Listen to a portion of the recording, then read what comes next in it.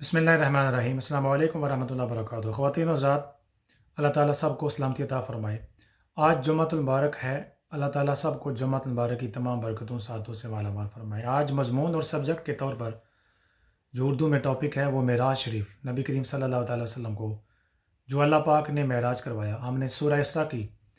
پہلی آیت کریمہ اس کا ترجمہ اور مختصر بیان کیا تھا۔ آج اس کا دوسرا پارٹ ہے حدیث کی روشنی میں معراج النبی صلی اللہ تعالیٰ وسلم۔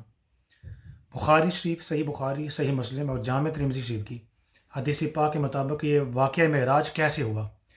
بخاری شریف کتاب التوحید اور اسی طرح صحیح بخاری میں یہ دوسری روایت اور جامع ترمذی میں بھی ایک روایت حضرت انس بن مالک رضی اللہ تعالیٰ عنہ اور اسی طرح حضرت انس بن مالک ہی رضی اللہ تعالیٰ عنہ جامع ترمذی میں بھی آپ روایت فرماتے ہیں۔ یہ 3-4 حدیث پاک ملا کر جو اس کی ٹرانسلیشن بنتی ہے۔ فرمایا کہ سرکار کو جب معراج ہوئی، یعنی آپ کو راتوں رات حالت بیداری میں، رات کے مختصر پہر میں اللہ پاک نے اپنی قدرت اور کمال سے جو مسجد حرام سے مسجد اقصیٰ اور پھر آگے سدرۃ المنتہا اور پھر سدرۃ المنتہا سے اوپر اللہ پاک نے ملاقات کا اور دیدار کا شرف بخشا، وہ کیسے ہوئی۔ سرکار فرماتے ہیں کہ جب میں حتیم میں لیٹا ہوا تھا یا کعبہ شریف کے آس پاس لیٹا ہوا تھا، اچانک میرے پاس ایک فرشتہ آیا اور اس نے میرا سینہ یہاں سے یہاں تک، راوی نے یہاں سے حلقوم سے لے کر ناف مبارک تک اشارہ کیا۔ اس نے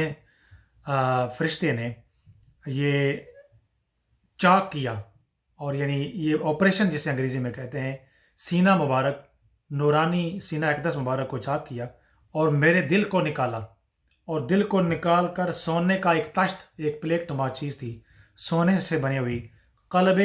نورانی مصطفیٰ کریم صلی اللہ تعالیٰ وسلم کو اس میں رکھ دیا گیا، اور جو ایمان اور حکمت سے لبریز تھا، پھر میرا دل دھویا گیا۔ اور ایک روایت کے مطابق صفیاء اولیاء نے اس کی تشریح کی، محدثین نے تشریح فرمائی کہ سرکار کے دل اطہر کو جنت کے پانی سے اور زمزم سے دھویا گیا اور پھر اس کو حکمت اور نور سے لبریز کیا گیا،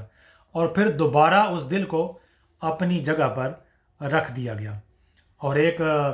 دوسری روایت کے مطابق جبریل امین علیہ السلام، تمام فرشتوں کے سردار وہ ساتھ تھے، اور اس سارے پروسیس میں وہ شامل تھے، اور پھر انہوں نے اپنے ہاتھ سے، سیدنا جبریل علیہ السلام نے اپنے ہاتھ سے دل مبارک کو دھویا، اور اسی طرح باقی روایت وہی ہے،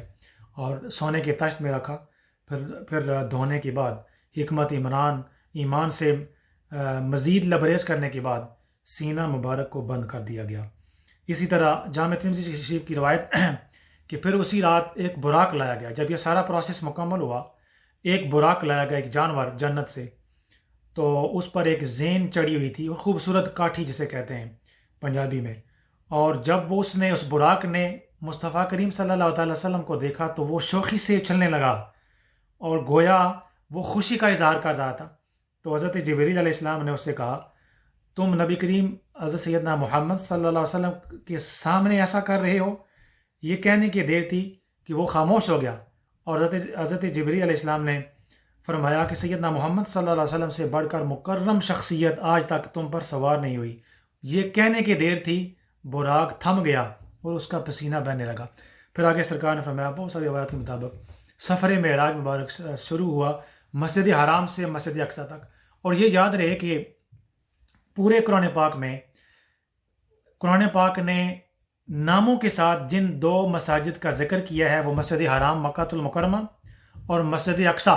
جو تیسرا ہمارا مسجد نبی مسجد الحرام کے بعد ہمارا بڑا ہی مکرم اور بڑا ہی عظیم عظمت والا مقام ہے مسلمانوں کے لیے، جو فلسطین کے اندر ہے، یروشلم کا ہے۔ ہمارا جو پہلا قبلہ اول تھا مسجد اقصیٰ، اس کا ذکر نیم کے ساتھ، اگر ناموں کے ساتھ کسی مسجد کا ذکر کیا تو ان 2 مسجدوں کا ذکر کیا، اور ان دونوں مسجدوں کا ذکر مصطفیٰ کریم صلی اللہ تعالیٰ وسلم کے معراج کے حوالے کے ساتھ کیا۔ سبحان اللہ۔ اسی طرح آگے سرکار فرماتے ہیں کہ جب میں مجھے براق پر سوار کر دیا گیا، اور محدثین اس کی مزید تشریح کی کہ وہ اتنا تیز تھا، براق یعنی برق رفتار جیسے اردو میں کہتے ہیں، بجلی سے بھی رفتار، یہ ہمیں سمجھانے کے لیے براق اور بجلی کی رفتار، اس کا یہ مطلب ہے محدثین نے کیا ہے، ورنہ حد نگاہ تک اس کا جہاں تک نگاہ جاتی وہاں تک قدم پڑتا، یعنی وقت تھم گیا، اور وہ اللہ تعالیٰ نے اپنی قدرت اور کمال سے مصطفیٰ کریم صلی اللہ علیہ وسلم کا یہ سفر معراج جو عظمتوں اور شانوں والا سفر ہے شروع کروایا. سرکار فرماتے ہیں جب میں مسجد حرام سے مسجد اقصیٰ جا رہا تھا تو وہاں پر محدثین مفسرین نے لکھا ہے اس پر مختلف حدیث مبارکہ کی تشریح میں کہ نبی کریم صلی اللہ علیہ وسلم نے امام بننا تھا